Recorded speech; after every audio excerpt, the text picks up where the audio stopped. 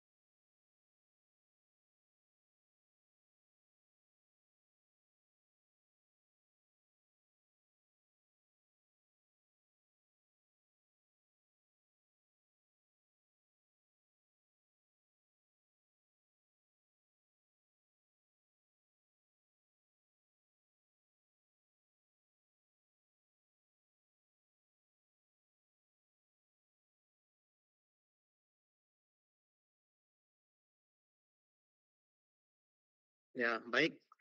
Kita lanjutkan ya.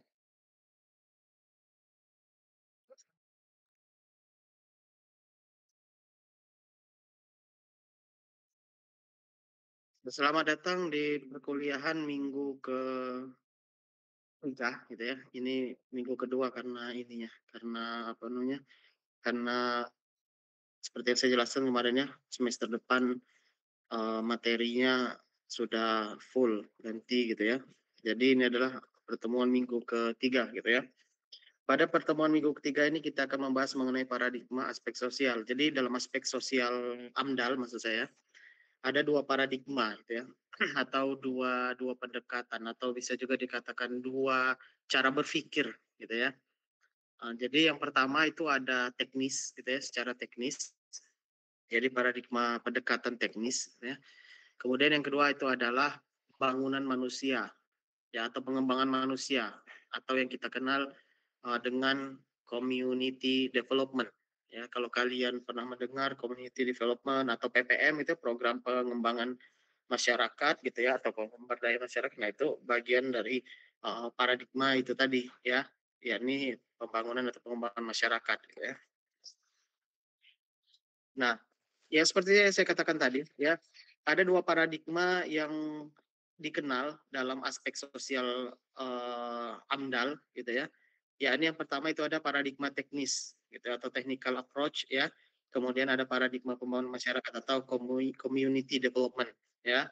Nah, dua paradigma inilah ya, dua pendekatan inilah yang di apa digunakan ketika kita akan melakukan analisis mengenai aspek sosial ya dalam AMDAL gitu ya.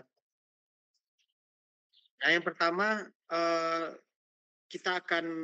saya akan memberikan pengantar ya berupa paradigma gitu ya. Jadi bagaimana paradigma itu di beberapa negara dan di Indonesia itu sendiri khususnya gitu ya.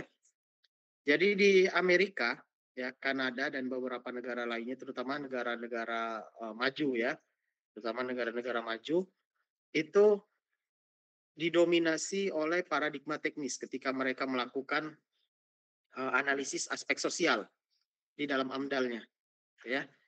Nah, jadi saya sudah menggambarkan kepada kalian bagaimana sejarahnya uh, aspek sosial AMDAL itu muncul gitu ya. Nah, yang diambil contoh di luar itu adalah di Amerika dan Kanada. Kemarin saya ngambil contoh ya di pertemuan minggu kedua kemarin ya. Nah, jadi di negara-negara tersebut dan negara-negara maju lainnya ya itu didominasi paradigma teknis ya. Nah, sementara di Indonesia dan di negara berkembang ya dan beberapa negara berkembang yang di dunia ini ya paradigma pembangunan masyarakat itu belum banyak dikenal dari penerapan aspek sosial AMDAL ya. Jadi awalnya itu seperti itu ya. Jadi belum belum terlalu banyak dikenal sekarang. Sekarang yang sudah ini ya, sudah apa? Sudah sangat dikenal banget gitu ya. Sangat dikenal gitu ya. Kenapa? Karena sekarang kan program itu program CSR gitu ya, CSR gitu ya, kemudian program untuk pasca tambang terkait dengan aspek sosial itu lebih ke community development atau pengembangan masyarakat atau pembangunan masyarakat gitu ya, yang mana dia diharapkan dia sustain ya keberlanjutan seperti itu ya, sudah sangat dikenal saat sekarang ini gitu ya, bahkan beberapa perusahaan itu sudah apa istilahnya ya, sudah mewajibkan bahwasanya pasca tambangnya terkait dengan aspek sosial atau CSR-nya nanti ya itu harus pengembangan masyarakat ya atau pembangunan masyarakat ya. Nah, meskipun nuansa ke arah apa community development atau pengembangan masyarakat ini sudah mulai diperkenalkan ya melalui apa? Melalui ketentuan peran serta masyarakat waktu saat itu ya. Akses informasi dalam proses AMDAL itu kan melibatkan masyarakat tuh ya, konsultasi publik dan segala macam pada saat itu gitu ya. Nah, tapi ya belum terlalu dikenal gitu ya pada saat itu ya, meskipun memang nuansa ke arah community development-nya itu sudah diperkenalkan dengan apa itu tadi, dengan bagaimana keterlibatan masyarakat dalam menyusun AMDAL, kemudian bagaimana akses informasi dalam proses AMDAL gitu ya oleh masyarakat. Itu waktu itu kan sudah diatur gitu ya. Nah, dengan menguatnya tuntutan ini, ya tuntutan akan demokratisasi, akan apa transparansi, gitu ya, kemudian akuntabilitas, gitu ya, maka paradigma dari pembangunan masyarakat atau community development ini seharusnya menjadi apa semakin menjadi mendapat tempat, gitu ya. Nah, terbukti sekarang, ya, sekarang bagaimana eh, community development ini itu memiliki tempat tersendiri, gitu ya, memiliki tempat tersendiri. Makanya sekarang itu sudah sangat dianggap penting gitu ya, aspek sosial dalam pertambangan khususnya ya, karena kita di pertambangan ya.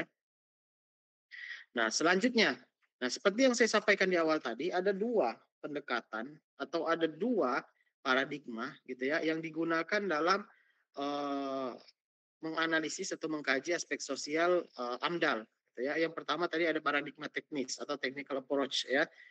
Jadi paradigma teknis ini menekankan pada metode ilmiah sebagai cara yang objektif untuk menyajikan informasi kepada pengambil keputusan gitu ya atau stakeholder ya atau siapa yang punya wewenang gitu ya mengambil keputusan.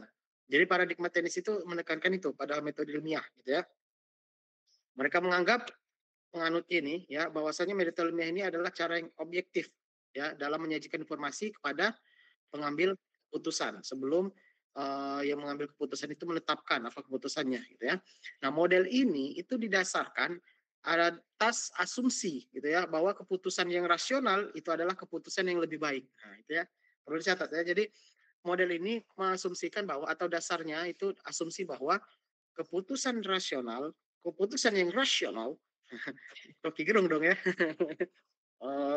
adalah keputusan yang lebih baik gitu ya. Mereka beranggapan seperti itu. Nah, berdasarkan pada asumsi ini, ya, asumsi bahwasanya yang keputusan rasional itu adalah keputusan yang apa namanya, baik gitu ya.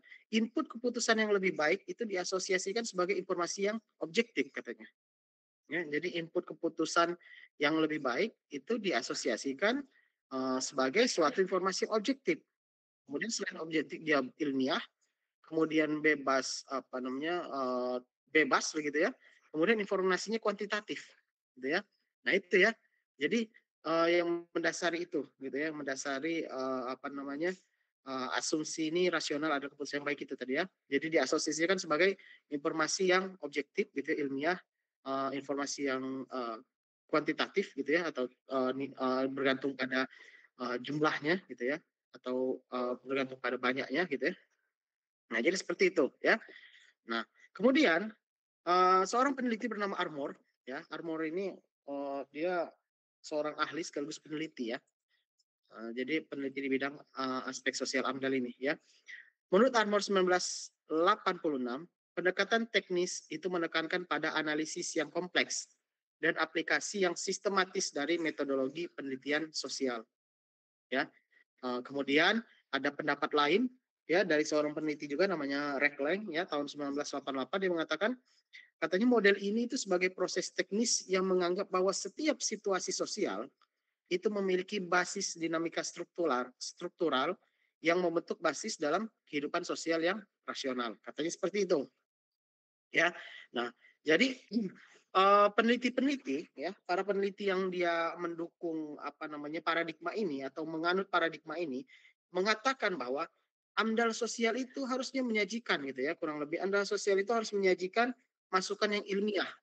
Untuk apa? Untuk nanti mengambil keputusan ya dan akan diabaikan kalau kualitas ilmiahnya rendah. Nah, itu katanya ya. Cara berpikirnya ya. Jadi sekali lagi uh, jalan berpikirnya gitu ya dari para peneliti yang menganut paradigma ini atau dia apa namanya mendukung paradigma ini, dia mengatakan bahwa AMDAL sosial itu dia harus menyajikan masukan yang ilmiah. Tapi kan sudah dikatakan di awalnya sama saya bahwasanya itu adalah suatu hal yang ilmiah gitu ya karena dianggap yang rasional itu adalah suatu yang baik gitu ya, maka harus ilmiah gitu. Ilmiah kan dia rasional gitu ya.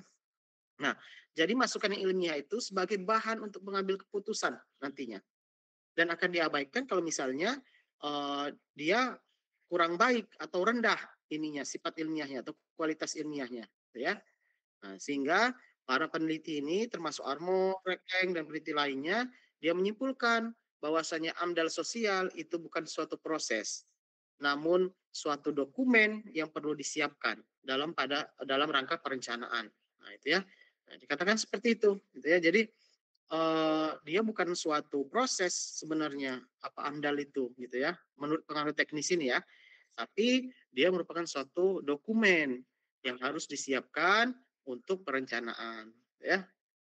Nah, kemudian ada lagi peneliti ya ataupun ahli ya, Birch ya, itu mengatakan 99 mengatakan pendekatan teknis merupakan project level approach ya. Project level approach ya. Artinya apa? Artinya project ini itu memandang bahwa dampak sosial adalah suatu proses ya. Tetapi proyek atau kebijakan baru menyebabkan perubahan sosial yang normal. Katanya seperti itu, kata dia ya. Kata dia. Nah ini apa namanya dampak sosial ini artinya apa? Artinya dia akan bervariasi nih. Kalau dia uh, apa namanya terhadap uh, fokusnya gitu ya, atau patokannya itu terhadap suatu proyek gitu ya atau kebijakan. Artinya dampak sosial ini bisa aja bervariasi ya. Baik dia dalam spesifikasinya, baik dia dalam intensitasnya gitu ya maupun berapa lama dampak berlangsung gitu ya. Ada?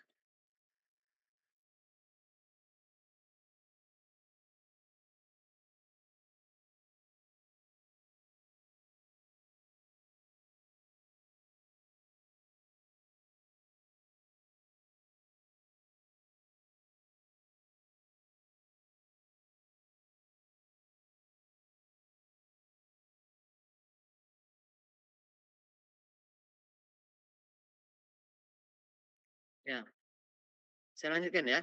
Kemudian Burst ini juga mengatakan bahwa penting gitu ya untuk mengenali dan memahami dampak sosial apa yang akan muncul dari proyek pembangunan gitu ya, atau dari proyek-proyek yang ada gitu ya, atau dari industri ataupun dari kegiatan, suatu kegiatan, usaha atau kegiatan gitu ya. Jadi harus nih kata dia untuk mengenali dan memahami dampak sosial yang ada gitu ya. Nah, daripada kita hanya menyadari bahwa oh pembangunan apa namanya pembangunan itu menyebabkan perubahan sosial. Nah, cuman itu doang ya iya gitu udah gitu. Tapi seharusnya menurut Burj ini itu untuk penting untuk mengenali dan memahami dampak sosial apanya gitu. Tidak daripada hanya menyadari bahwa oh suatu pembangunan itu akan menyebabkan dampak sosial. Ya udah gitu selesai. Tapi tanpa dia menganalisis lebih dalam atau memahami lebih dalam dampak apa sih sebenarnya yang bisa muncul gitu ya, dampak sosial apa yang muncul dengan adanya suatu pembangunan atau industri ataupun kegiatan tersebut gitu ya. Nah, selanjutnya adalah yang kedua itu ada paradigma eh, pembangunan masyarakat atau pengembangan masyarakat gitu ya. Jadi community development gitu ya. Jadi eh,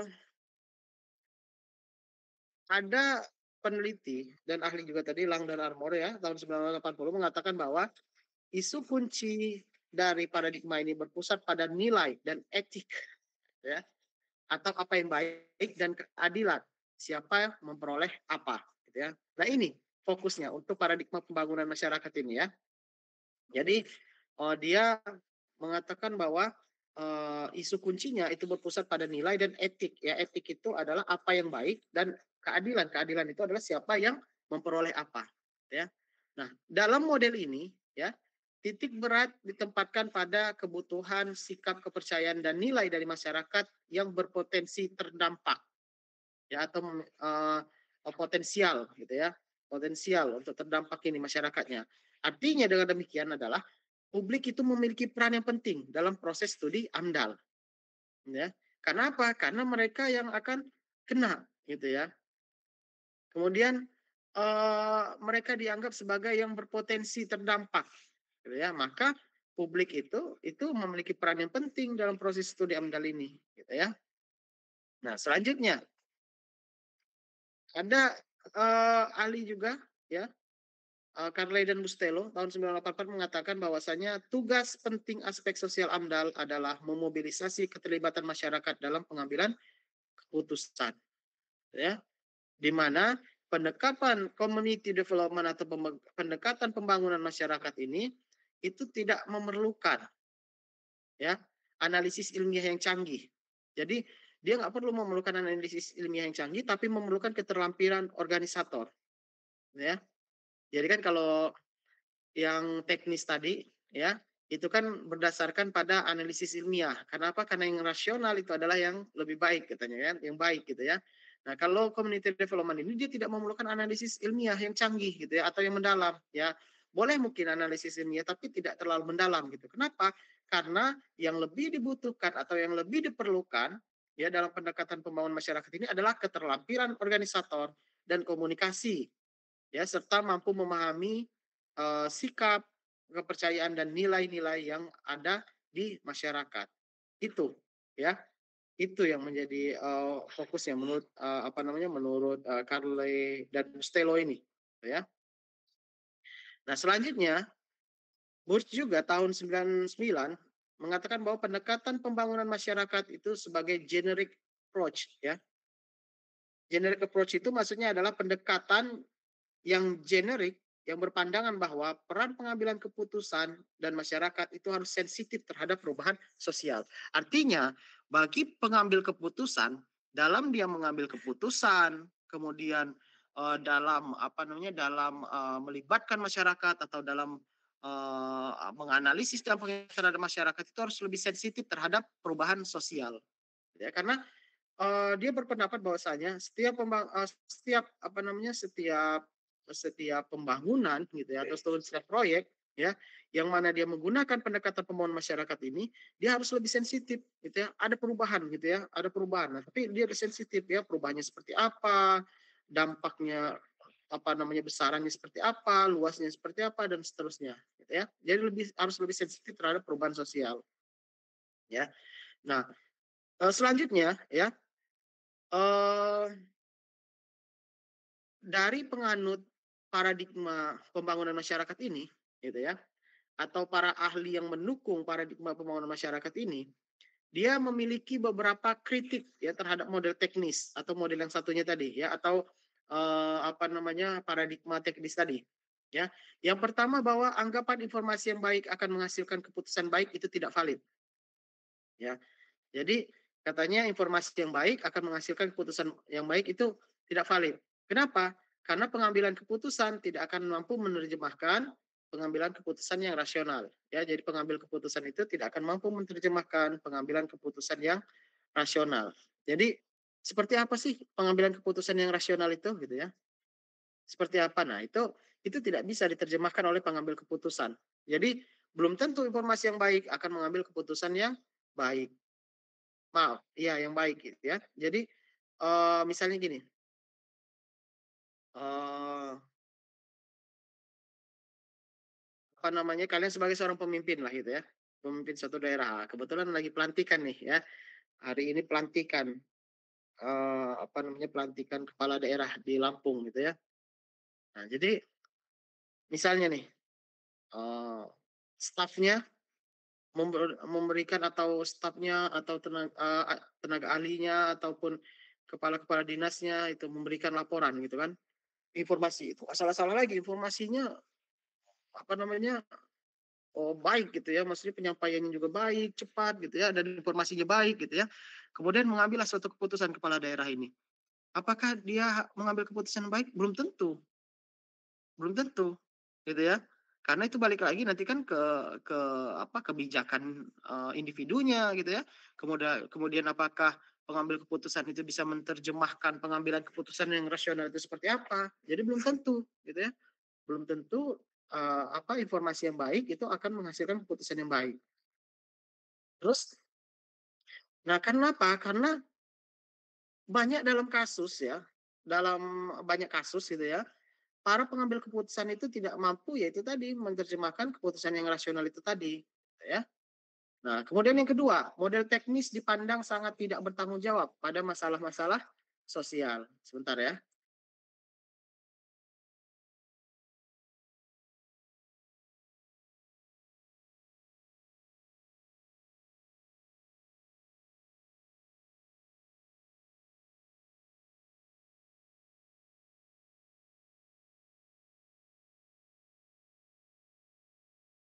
Ya, saya lanjutkan ya. Nah, jadi yang kedua, model teknis dipandang sangat tidak bertanggung jawab pada masalah-masalah sosial. Kenapa? Karena menurut Lang dan Armour, model teknis menekankan pada dampak sosial, tapi yang menyangkut keuntungan ekonomis. Nah, kan? Jadi dia dia dia hanya menyangkut pada keuntungan ekonomis gitu ya. Ada masalah sosial, ada gitu ya, tapi tergantung dengan keuntungan ekonomisnya, gitu ya. Jadi tidak lebih menyeluruh, tidak mendalam gitu ya. Dia apa yang penting ada keuntungan ekonomisnya di sana, maka dia bisa gitu ya dianalisis atau dikaji. Tapi kalau nggak ada ya udah nggak, padahal nggak seperti itu gitu ya. Nah, model teknis tidak mampu memenuhi tuntutan yang luas dari studi amdal sosial, yakni terkait dengan pertanggungjawaban sosial dan perencanaan publik yang bertanggung jawab. Ya. Nah itu tadi adalah beberapa apa namanya beberapa kritikan terhadap model teknis. Ya. Nah selanjutnya adalah ini dirangkum gitu ya, dirangkum beberapa perbandingan gitu ya, perbandingan antara pendekatan teknis dan pendekatan masyarakat, gitu ya. Mulai dari lihat titik beratnya di mana, gitu ya. Kemudian dipengaruhi oleh teori apa, gitu ya. Nah, ini ada apa perbedaannya gitu ya. Jadi kemudian ada teknologinya sebagai cara menanggulangi masalah lingkungan. Namun kalau Komdev itu pendekatan sosial ya dimasukkan dalam apa menyelesaikan masalah lingkungan. Nah, itu ya. Jadi inilah perbedaan-perbedaan dari eh, antara paradigma teknis gitu ya dan paradigma Komdev tadi ya atau pembangunan masyarakat gitu ya. Oke, selanjutnya. Kemudian bagaimana dominasi dari pendekatan teknis gitu ya dan prospek pembangunan masyarakat gitu ya. Jadi eee, di negara-negara Amerika, Kanada, dan beberapa negara maju lainnya dia, apa namanya, menggunakan pendekatan teknis dibandingkan dengan community development gitu ya. Jadi pendekatan teknis itu mendominasi studi AMDAL sosial di Kanada. Jadi ya, jadi, menurut Bothroyd ya tahun 1975 mengatakan bahwa, dia ini seorang peneliti ya, dia ini seorang peneliti, kemudian, seorang reviewer juga, reviewer AMDAL gitu ya, reviewer dokumen AMDAL. Nah, dokumen yang dia, teliti atau dia review ya, itu menunjukkan bahwa 15 dari 24 AMDAL itu tidak mengambil input ya, oh itu ya, input itu ya, input dari masyarakat. Bentar saya benerin dulu. Nah, ya, oke. Ya, jadi dia tidak mengambil input dari masyarakat. Maksudnya apa? Maksudnya dia nggak nanya-nanya ke masyarakat, nggak ngambil data dari masyarakat gitu ya. Nah, kebanyakan AMDAL sosial ini itu lebih fokus pada dampak fisiknya daripada dampak sosialnya, gitu ya. 15 dari 24 ini, artinya lebih dari setengahnya. Nah, kemudian Lang dan Armour tahun 1980 ya mengatakan bahwa AMDAL sosial sangat tidak bermutu ditinjau dari napas sosialnya. Ya, artinya ditinjau dari perspektifnya, ditinjau dari aspirasi maupun kepentingan penduduk lokal yang sangat minim, gitu ya. Jadi nggak dimasukkan ke dalam situ ya. Apa namanya? Tidak dimasukkan oleh apa namanya? Oleh pembuatnya gitu ya, pembuat AMDAL gitu ya. Terkait dengan perspektif aspirasi dan kepentingan penduduk lokal ini, gitu ya. Nah, kemudian menurut Craig tahun 1990 ya, dikatakan bahwa Craig ini dia itu, peneliti dan reviewer juga ya. Dia telah mereview lebih dari 80 AMDAL sosial di Amerika ya, pada dekade pertama penerapan dari NEPA ya, kemarin NEPA aturan, yang mengatur tentang AMDAL ya di Amerika gitu ya. Dia menemukan bahwa hanya kurang dari 10% studi AMDAL sosial yang memperhatikan dampak primer dan sekunder. Ya, kurang dari 10% gitu ya. Artinya, ya kalau dia 80 aja misalnya, kurang dari 8 gitu ya. Hanya berapa gitu ya, yang dia memperhatikan, studi AMDAL-nya memperhatikan dampak primer dan sekundernya. Kebanyakan enggak sedalam itu gitu ya. Sebagian besar dia memfokuskan hanya pada dampak yang bersifat ekonomis. Nah, ini saya katakan tadi ya. Jadi, kalau dia tidak ada keuntungan ekonomisnya, ya nggak dikaji sama dia. Nah, itu tidak tepat, kurang tepat sebenarnya, ya. Nah, itu tadi di Amerika, sebelumnya di Kanada, di Amerika. Kemudian bagaimana di Australia, ya? Kalau di Australia, ya, Ross tahun 1989 mencatat bahwa hanya beberapa studi tentang aspek sosial AMDAL yang dilaksanakan berdasarkan undang-undang tentang AMDAL yang memperhatikan kepentingan dan aspirasi penduduk asli atau aborigin, gitu ya. Jadi hanya beberapa gitu ya, yang dia apa namanya, dilaksanakan AMDAL-nya, AMDAL aspek sosialnya, berdasarkan undang-undang tentang AMDAL, yang mana dia memperhatikan kepentingan dan aspirasi penduduk asli dari Australia atau suku aborigin, gitu ya. Nah, itu sedih sekali gitu ya, sedih sekali. Itu di Australia. Bagaimana di Taiwan? Wang dan Hasio tahun 1986, dia mengatakan bahwa di Taiwan, dari 16 AMDAL yang dievaluasi, itu menunjukkan pendekatan teknis yang sangat dominan. Ya, artinya dari 16 AMDAL ini, sebagian besar AMDAL-nya dia menggunakan technical approachment tadi, ya, pendekatan teknis ataupun paradigma teknis tadi, ya, di Taiwan. Nah, kemudian bagaimana dengan di Indonesia pada saat itu, ya? Pada tahun 1988, gitu ya, Hadi di Indonesia dia mengatakan bahwa dari 7 laporan AMDAL yang direview oleh Hadi ini, itu dapat disimpulkan bahwa semuanya menggunakan pendekatan teknis. Ya, tahu dari mana Pak? Tahu dari dapat dilihat gitu ya, bahwa model penelitian dalam mengambil keputusannya, ya, dalam mengambil datanya, dalam menganalisis datanya, dalam memprediksi dampaknya, dia masih apa namanya, menggunakan cara-cara yang teknis gitu ya. Contoh, pengumpulan datanya, dia didasarkan pada metode survei dan review literatur. Hanya itu gitu ya. Kemudian dari metode prediksi dan evaluasinya itu ditentukan oleh peneliti tanpa mengumpulkan input dari masyarakat lokal, tanpa dia wawancara, kuesioner kepada masyarakat lokal atau lagi FGD gitu ya. Nah, itu tanpa itu gitu ya.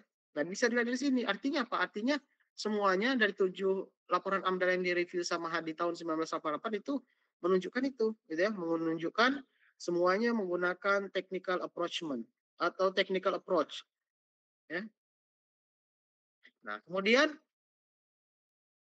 eh community development atau Komdev ya, saya singkatnya Komdev itu ya, itu sebagai model pembangunan sebenarnya yang telah dikenal dan diterapkan sekitar tahun 1980-an di Indonesia oleh suatu lembaga swadaya masyarakat, gitu ya, sebenarnya ya. Cuman belum terlalu dikenal di masyarakat umum, ya. Tapi ada lembaga swadaya masyarakat tahun 1980-an itu sudah menerapkan, ya, sudah mengenal Komdev ini. Jadi Komdev ini merupakan suatu proses di mana perencana itu bersama-sama dengan kelompok sasaran, ya. Kelompok sasaran itu ya masyarakat gitu ya. Sasaran dari apa analisis apa aspek sosial ini maksudnya ya. Untuk apa? Untuk merumuskan masalah, memformulasikan tujuan, menganalisis kondisi, hingga nanti memantau bersama-sama. Artinya masyarakat dilibatkan, gitu ya. Masyarakat diikutkan gitu ya dalam proses aspek sosial ini, aspek sosial AMDAL ini ya. Nah, namun model ini belum sepenuhnya diadopsi gitu di apa namanya di Indonesia, terutama terkait dengan kajian aspek sosial AMDALnya, ya. Belum sepenuhnya diadopsi ya, masih setengah-setengah gitulah ya. Kemudian beberapa kajian aspek sosial AMDAL itu telah menerapkan teknik pengumpulan data selain teknik konvensional yakni teknik kuesioner.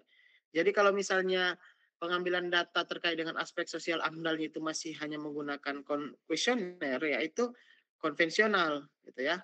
Maka bisa ditambahkan nih FGD gitu ya atau wawancara informal. Ya wawancara informal itu artinya ya ketika kalian misalnya keliling-keliling ke masyarakat gitu ya.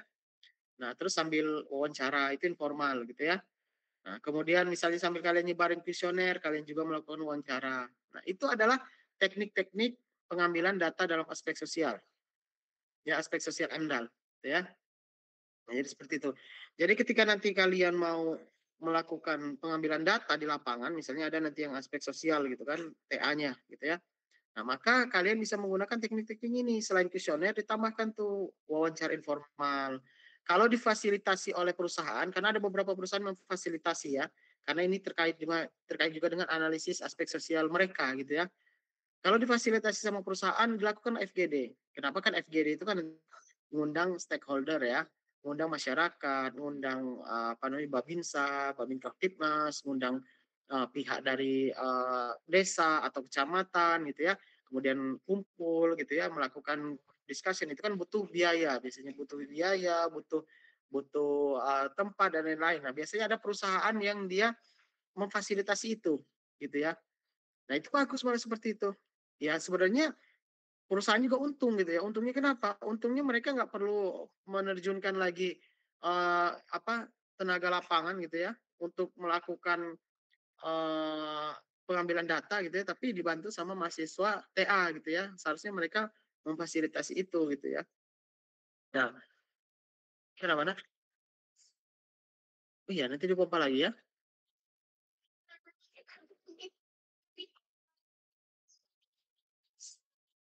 Iya, bocor kali ya.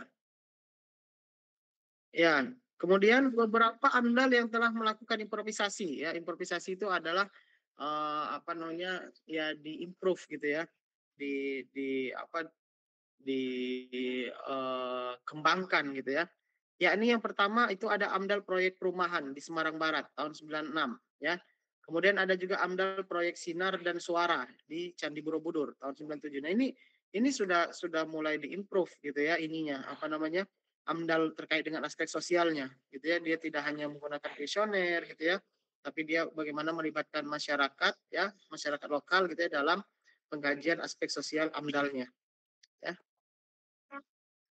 Nah, kemudian dari perjalanan-perjalanan tersebut itu ya, ada beberapa kejadian ya, contoh kejadian monumental atau apa namanya dia berkesan ya, monumen gitu ya, dari pendekatan pembangunan masyarakat ini gitu ya. Yang pertama itu ada studi dampak sosial pada proyek pemipaan minyak di lembah Mackenzie ya di Kanada oleh Thomas Berger ya. Jadi Berger ini ya dalam dia melakukan studi AMDAL-nya dan studi dampak sosialnya di proyek pemipaan minyak ini, dia melibatkan semua stakeholder dan mengorganisir dua tipe pendapat ya. Jadi dia tidak hanya satu corong. Yang pertama pendapat formal. Pendapat formal ini didapatkan dari para ahli, masukan-masukan dari para ahli gitu ya, ahli-ahli di bidang sosial, di bidang dampak sosial, di bidang masyarakat gitu ya, di bidang manusia mungkin gitu ya. Nah, itu ya pendapat formal. Yang kedua adalah dengar pendapat ya. Dengar pendapat. Jadi dengar pendapat ini itu diperoleh dari masyarakat ya, di mana dengar pendapat ini itu diadakan di kota, di distrik, di desa sekitar lembah Mackenzie. Artinya ya di sekitar lembah Mackenzie itu kalau ada kota-kota, distrik-distriknya, desanya di sekitar lembah Mackenzie itu ya, itu diadakanlah dengar pendapat dengan masyarakat ya. Nah, dalam dengar pendapat ini itu masyarakat akan diberikan kesempatan gitu ya untuk menyampaikan gagasannya dengan bahasa mereka sendiri dan sikap mereka gitu ya bagaimana terhadap proyek pemipaan minyak ini ya. Jadi mereka bisa menyampaikan tuh gagasan mereka dengan bahasa mereka, kemudian sikap mereka terhadap proyek ini seperti apa ya.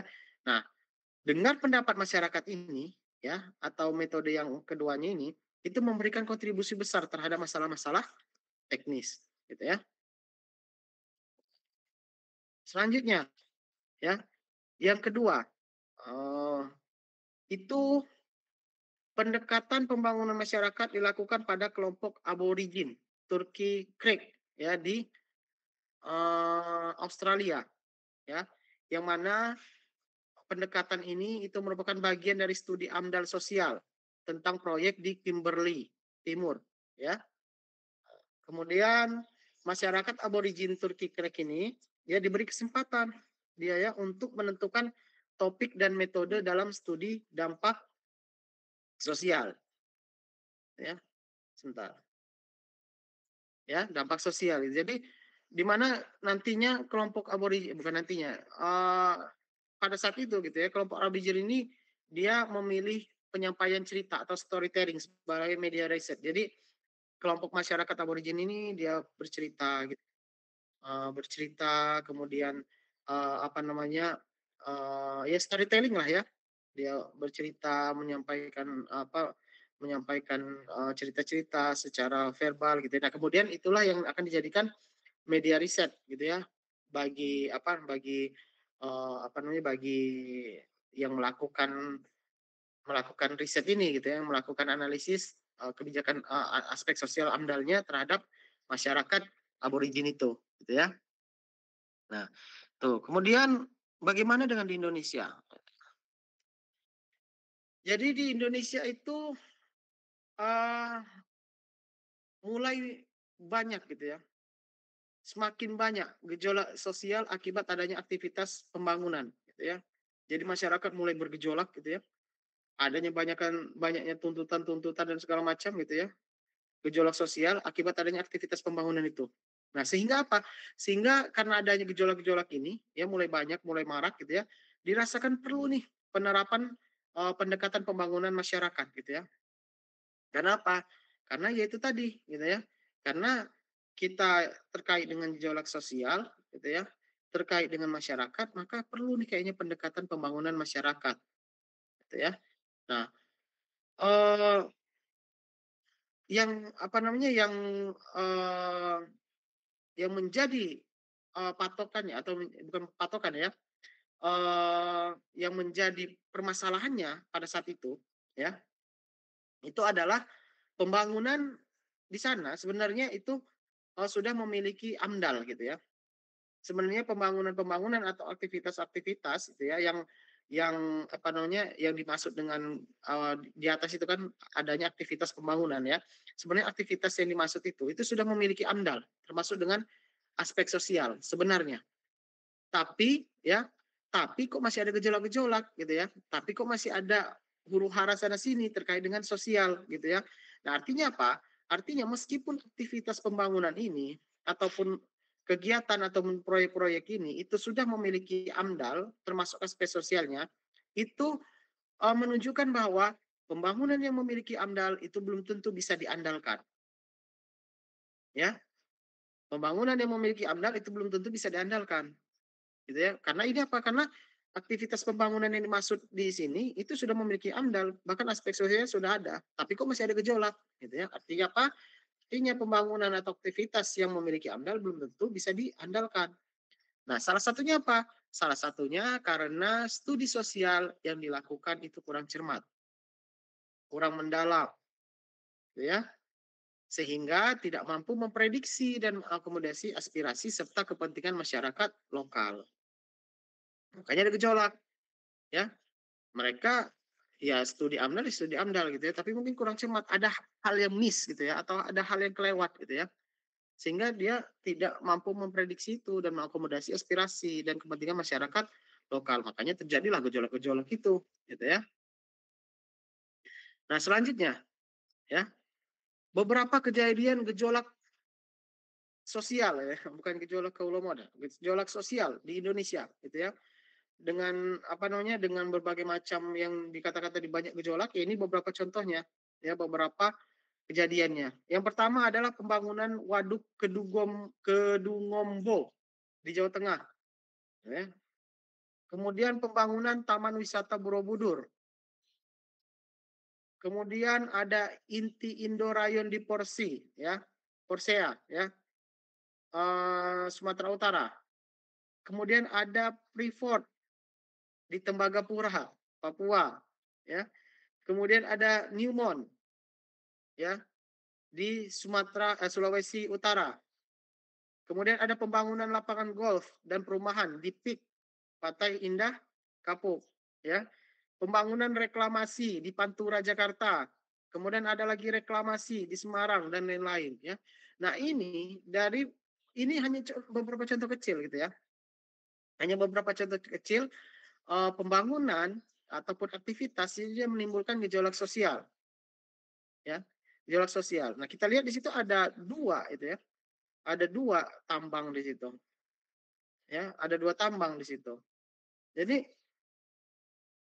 tambang itu juga dia akan apa ya, akan memberikan, dampak sosial tentu saja, ya. Makanya kita belajar nih, makanya kita belajar ya di tambang ya.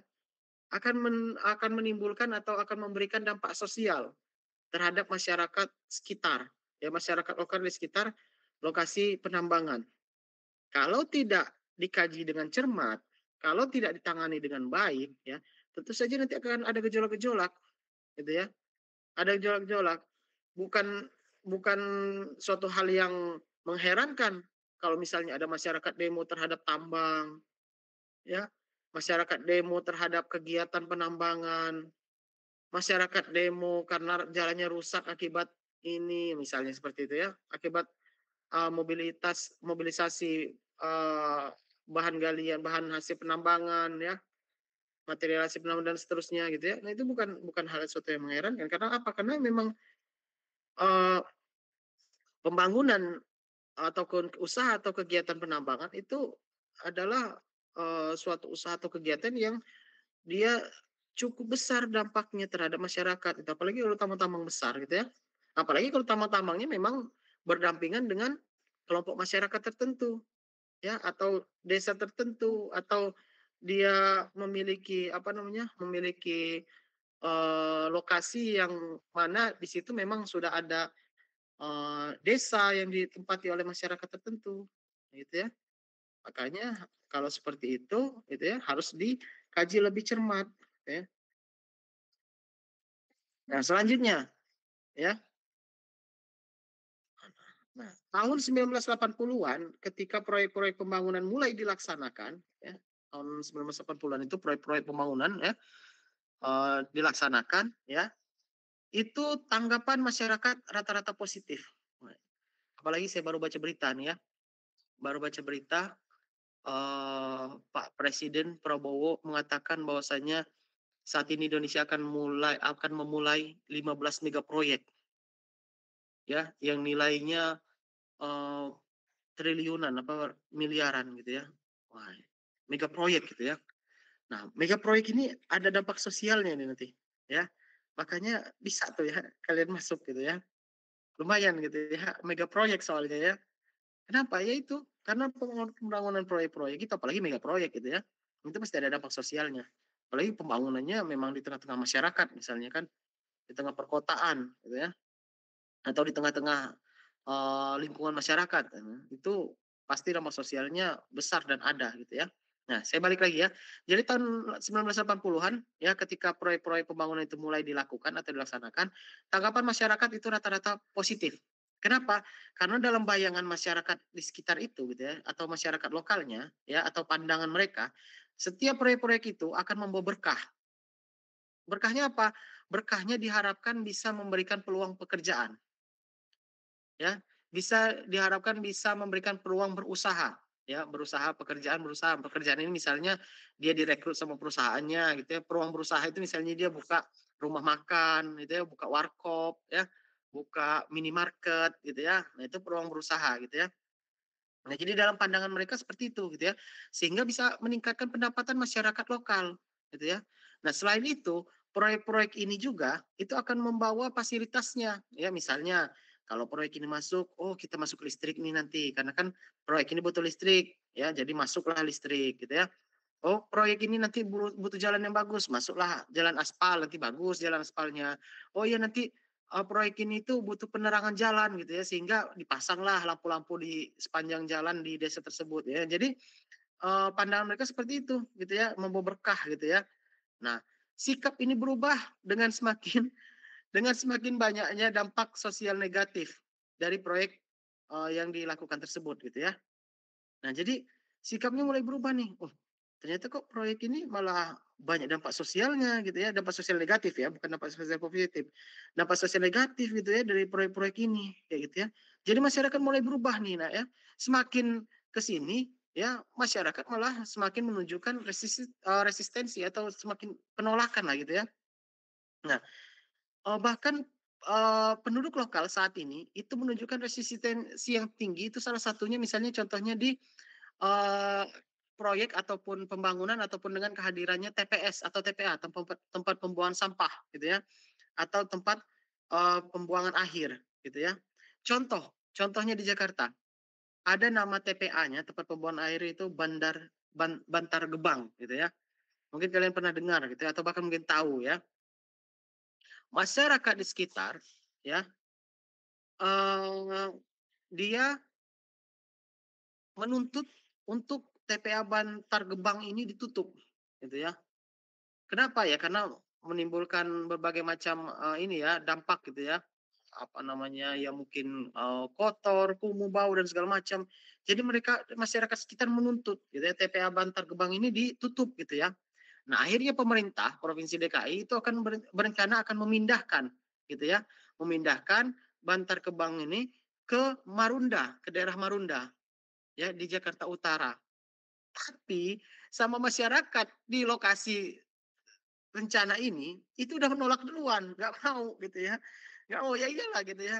Orang di sana dituntut untuk ditutup gitu ya, karena berbagai macam dampak yang ditimbulkan gitu ya, dampak negatif yang ditimbulkan, mau pindah ke Marunda, ya di Marundanya menolak juga gitu ya, nggak mau gitu ya. Nanti kami yang kena dampaknya gitu ya.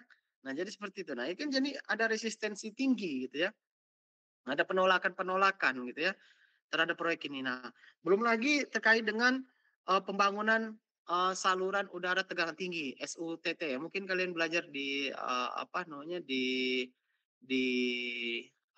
TTL, itu teknik tenaga listrik gitu ya, SUT gitu ya, SUTT. Kalau misalnya kalian waktu itu masih sayang mampu TTL-nya, ini saya ajarin. Nggak tahu kalau dosen yang lain kan waktu itu kan udah ganti ya, ganti Pak Pak Sam ya dari Teknik Elektro, kemudian sekarang ganti, Pak Alio gitu ya. Jadi saya menjelaskan juga waktu itu SUT ya atau SUTT dan SUTET gitu ya. Nah jadi masyarakat, menunjukkan resistensi ini ya terhadap pembangunan, saluran udara tegangan tinggi dan saluran udara tegangan ekstra tinggi, gitu ya. Nah, karena apa? Karena dampaknya, berbagai dampak yang bisa ditimbulkan kalau misalnya ada shoot atau sutet di sekitar, mereka, gitu ya. Nah, selanjutnya, perkembangan pengetahuan dan banyaknya kasus pencemaran akibat berbagai aktivitas pembangunan itu sebaiknya diantisipasi dengan pendekatan pembangunan masyarakat, gitu ya. Nah, jadi, alangkah baiknya gitu ya, untuk meminimalisir gejolak sosial itu, gitu ya, itu dapat diantisipasi dengan pendekatan pembangunan masyarakat, ya. Makanya ketika kalian melakukan atau menyusun AMDAL itu ada yang namanya konsultasi publik. Di konsultasi publik itulah kalian pendekatan pembangunan masyarakat. Mulai dari mengundang masyarakat, mendengar pendapat masyarakat, gagasan, keluh kesah, harapan, gitu ya. Nah, di sini kan kebangun nanti ya, kebangun hubungan baik dengan masyarakat, gitu ya. Nah, mulai dari sini nanti kan bisa memecahkan permasalahannya bersama-sama. Win-win solution. Perusahaannya oke, masyarakat juga oke, ya. Artinya nanti kalaupun ada dampak sosial itu bisa ditanggulangi. Bahkan kalau misalnya tidak bisa ditanggulangi ada solusi lainnya, gitu ya. Nah, pendekatan yang memperlakukan penduduk lokal itu bukan sebagai objek, namun subjek. Nah, artinya apa? Artinya artinya masyarakat lokal atau penduduk lokal itu dilibatkan. Karena dia bukan objek, tapi subjek, dilibatkan dalam analisis aspek sosial AMDAL-nya atau dalam kegiatan proyeknya, kayak gitu ya. Nah, masyarakat diajak turut berperan serta dalam pembangunan tersebut, ya. Nah, selanjutnya pendekatan pembangunan masyarakat itu sejalan dengan tuntutan reformasi, yakni kan reformasi itu menghendaki adanya keterbukaan, akuntabilitas, dan demokratisasi. Sementara pendekatan pembangunan masyarakat atau Komdev ini itu sejalan dengan tuntutan reformasi ini, gitu ya. Nah, pendekatan pembangunan masyarakat itu sejalan dengan pendekatan pembangunan masyarakat ini juga, gitu ya, sejalan dengan 3 pilar dalam partisipasi publik. Ya, artinya ada hak untuk mengetahui, right to know, ya. Ada hak untuk berperan serta, right to participate, ya. Ada akses untuk memperoleh keadilan atau akses to justice, ya. Nah, 3 pilar ini dalam partisipasi publik itu diakomodir atau masuk dalam pendekatan pembangunan masyarakat.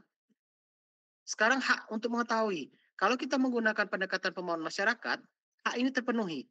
Jadi mereka tahu proyeknya proyek apa, pembangunannya pembangunan apa, kapan mulainya, dampak sosial yang dianalisis oleh perusahaan itu atau apa namanya yang melakukan kegiatan itu seperti apa, gitu ya.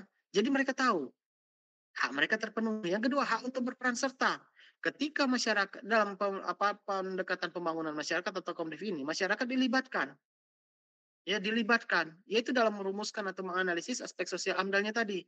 Maka hak ini terpenuhi, akses untuk memperoleh keadilan. Nah, disinilah ketika mereka sudah tahu, ya, ini mau proyek apa, masalah sosial atau dampak sosial yang kemungkinan terjadi itu seperti apa, proyek ini nanti dampaknya terhadap masyarakat, apa keuntungannya gitu ya, maksudnya ya, dampak yang positifnya seperti apa, negatifnya seperti apa, mereka tahu, kemudian mereka berperan serta dalam bersama-sama menganalisis, mengkaji ataupun apa namanya, meminta gagasan pendapat dari mereka gitu ya.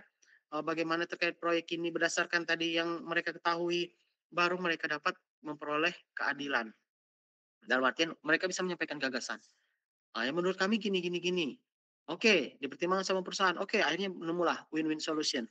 Perusahaannya oke, masyarakatnya oke. Maka itu dianggap sebagai suatu keadilan, gitu ya. Maka hak yang ketiga ini terpenuhi. Oleh sebab itu pendekatan Komdev ini itu sejalan dengan 3 pilar partisipasi publik. Selain tadi dia sejalan dengan tuntutan reformasi, gitu ya. Nah, selanjutnya pendekatan pembangunan masyarakat ya itu, menjadi bagian dari perencanaan transaktif ya atau transactive planning ya. Apa yang dimaksud dengan transactive planning ini? Jadi, dia masuk bagian dari perencanaan transaktif ini adalah di mana ketika perencanaan yang dilakukan itu menyangkut kepentingan publik ya, itu dipandang suatu proses politik yang melibatkan masyarakat melalui dialog Artinya artinya kalau di sini ada proses politik gitu ya, ada transaksi ya, ada transaksi di dalamnya, transaktif ya, ada transaktif atau transaksi di dalamnya. Karena menyangkut kepentingan publik. Gitu ya. Transaksi yang dimaksud seperti apa? Bukan transaksi eee, ini uang gitu ya, ya meskipun ada ada yang kayak gitu ya. Tapi maksudnya transaksi di sini, "Oh ada Pak." "Ada." "Itu pagar laut emang nggak transaktif?" Ya ya transaktif itu ya. Makanya aman aja tuh di desa, malah katanya pakai apa, pakai mobil apa itu ya, mobil apa itu ya, kepala desanya itu ya. Nah, jadi gitu ya, transaktif ya. Tapi transaktif di sini maksudnya adalah mereka berdiskusi, solusinya seperti apa, masyarakat menawarkan seperti apa, perusahaan seperti apa, maka ada transaksi di sini, ya. Nah, jadi dia dipandang sebagai proses politik yang melibatkan masyarakat tentu saja ya, melalui dialog. Ya udahlah gini, misalnya ya, dari perusahaan dari masyarakat gini, kalau misalnya ada penambangan lah ya, kalau misalnya ada penambangan di sini gitu ya, kemudian tentu saja hutan ini akan dibuka, di mana selama ini kami mencari makan, gitu ya, mencari kebutuhan sehari-hari di hutan. Kalau hutannya dibuka, kami nggak ada tempat lagi mencari kebutuhan sehari-hari, gitu ya. Kami mau kemana? Nah itu ya. Nah udahlah, kata perusahaan, gini aja, masyarakat yang sudah tergolong dewasa dan uh, umur produktif itu akan kita rekrut menjadi pegawai di perusahaan tambang ini. Sementara eh, apa namanya yang tidak mau bekerja di perusahaan ini gitu ya. Ini khusus untuk laki-laki misalnya, perempuannya misalnya itu akan kita berikan pelatihan ya terkait dengan apalah gitu ya.